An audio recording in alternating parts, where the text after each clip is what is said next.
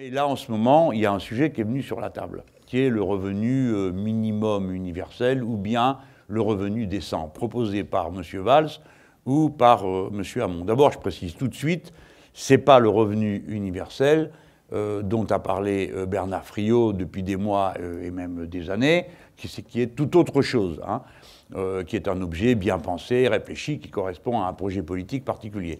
Là, on dit bien qu'on parle de l'idée de revenu minimum universel, c'est comme ça qu'il l'appelle, je ne sais plus comment il l'appelle. Le revenu de base. Voilà, vas-y. Alors, comment on analyse ça? Comment on apprécie ça, nous?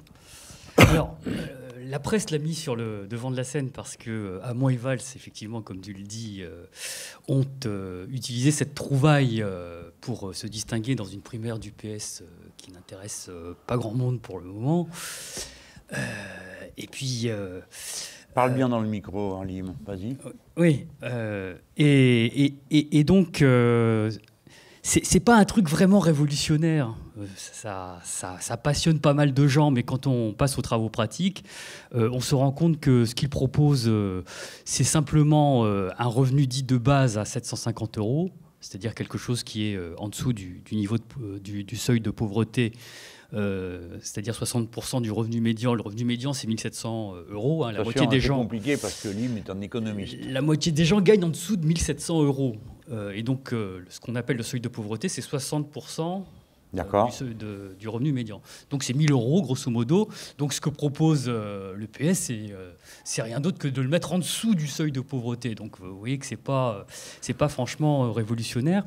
Et c'est même très rétrograde parce que quand on regarde les détails de ce qu'il propose, faut lire ce que raconte la Fondation Jean Jaurès, qui a commandé une étude qui a été mise à disposition de Valls et de Hamon notamment, où ils disent que si on veut donner 750 € à tout le monde, hein, c'est-à-dire pas seulement aux pauvres, mais comme c'est universel, ça serait aussi à Madame Bettencourt, etc., quoi. Donc ça leur coûterait 630 milliards. Et donc pour le financer, ils proposent de basculer tout ce qui finance aujourd'hui la sécurité sociale vers ce revenu de base. Donc, il n'y aurait plus de sécurité sociale. C'est pour ça que je dis que c'est rétrograde, parce qu'il n'y aurait plus de sécurité sociale, sauf pour la couverture des gros risques, c'est-à-dire ce qu'on appelle les affections de longue durée. Fillon propose à peu près la même chose, quoi, sans revenu universel. Donc, il n'y aurait plus de sécurité sociale, chacun aurait 750 €. À la retraite, il n'y aurait plus les pensions de retraite du régime par répartition, puisque chacun toucherait 1 125 €, quoi. Donc 750 € à partir de 18 ans, 300 avant 18 ans, plus de 1 000 € au-delà de 63 ans la retraite, puisqu'ils mettent la retraite à 62-63 ans. Et pour ceux qui tombent malades, si c'est pour les petits risques, les risques de tous les jours, il faudrait s'assurer de façon privative. Hein, donc on voit que derrière ça, il y a tout un projet de détricotage du modèle social français. C'est la raison pour laquelle il y a pas mal de libéraux qui défendent ce projet. Oui, mais sois pas injuste, parce que ce n'est pas son idée. Son idée, c'est un revenu minimum. Ta critique, elle fonctionne à plein. Ils le mettent en dessous du seuil de pauvreté, c'est quand même... Enfin, quand même, on peut souligner ça, quoi. Tu dis un revenu minimum, c'est moins que ce qu'on considère être le minimum pour des pauvres. Et quand on regarde de plus près, moi, ce qui m'a fait peur, c'est qu'ils disent que certaines allocations actuelles seront fondues dans ce minimum. J'ai regardé le chiffre de Hamon. Il propose un minimum à 535 €. Donc si tu enlèves l'APL, si tu enlèves des choses comme ça, les gens vont être mal, c'est-à-dire qu'ils vont avoir moins qu'avant. Hein. Moi, je crois que c'est un bricolage leur affaire. Bon, c'est pas la peine qu'on en fasse des tartines. Cependant, il faut quand même qu'on explique qu'il y a danger, parce que comme ça a l'air sympathique. Il y a danger, attention, là, à bricoler des trouvailles de congrès, là, ça donne rien. Cela dit, ils ont repris une idée qui est développée aujourd'hui par le mouvement français pour un revenu de base. Il faut en dire deux mots parce qu'on les a reçus. Ils ont demandé à être reçus par la France Insoumise, donc on les a écoutés. Et on leur a dit qu'ils posaient un vrai problème qui était le traitement de l'urgence sociale que représente l'extrême précarité. C'est ça quand même, il faut reconnaître que l'idée... Il y a 9 millions de pauvres voilà. qui sont en dessous du seuil de pauvreté. Charlotte va en parler. Vas-y Charlotte. Oui, en fait, non, parce qu'on ne peut pas se contenter de critiquer, il faut aussi qu'on dise ce qu'on compte faire. Voilà. Alors d'ailleurs, je constate que personne n'est venu avec son programme, je trouve ça absolument déplorable, ni toi-même Jean-Luc, je ne trouve pas ça normal. Bon.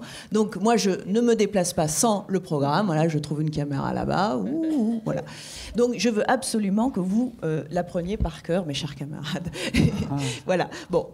Alors pour ce qui est de la proposition de l'avenir en commun relativement à cette histoire-là de sécurité sociale intégrale, c'est exactement le nom de notre proposition. C'est-à-dire que nous, ce que nous disons, c'est que non seulement on hausse les minima sociaux au niveau du seuil de pauvreté pour que personne ne vive en dessous du seuil de pauvreté. Donc ça, déjà, c'est une mesure qui permet qui rejoint quand même un peu l'idée d'un revenu minimum, viable, voilà. Et ensuite, il y a cette idée de sécurité sociale intégrale qui, elle, est une manière aussi de prendre en compte ce qu'on a appris avec Friot, on l'a reçu lors des auditions programmatiques, et effectivement c'est une idée qui a fait son chemin chez nous, mais sous cette forme, sous la forme d'une sécurité sociale intégrale, c'est-à-dire qu'on protège avec un système de socialisation de tous ces bénéfices, de tous ces droits nécessaires que l'on doit aux personnes, qu'ils soient en travail ou hors travail. C'est-à-dire que peu importe qu'ils soient en situation d'être employés, ils ont droit à cette protection. Et donc, y compris pour des gens qui ne seraient pas au travail, ils auraient aussi droit à la retraite, droit à l'ancienneté, etc. Tout ceci continuerait à les suivre dans leur parcours, quand bien même ils ne seraient pas au travail. Et il y a aussi l'idée, cette fois-ci, d'une sécurité sociale professionnelle, qui est l'autre pendant, qui est non pas la préservation de droits personnels de la personne, mais la préservation d'un salaire. C'est-à-dire qu'on non seulement on continue les droits personnels, mais on continue aussi le salaire, le revenu de la personne, quand bien même elle n'est plus en situation d'être employée. Donc c'est une protection tout au long de la vie. Bon, voilà. D'accord.